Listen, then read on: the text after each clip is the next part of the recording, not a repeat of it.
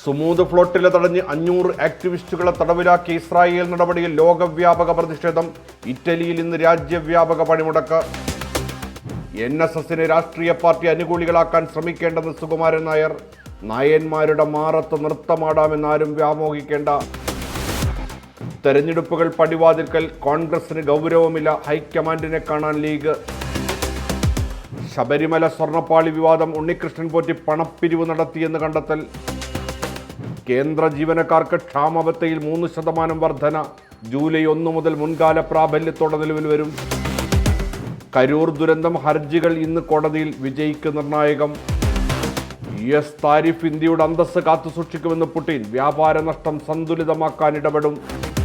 തദ്ദേശ തെരഞ്ഞെടുപ്പിൽ ഒറ്റയ്ക്ക് മത്സരിക്കുമെന്ന് PV അൻവർ. UDFുമായി ചർച്ച നടന്നിട്ടില്ല.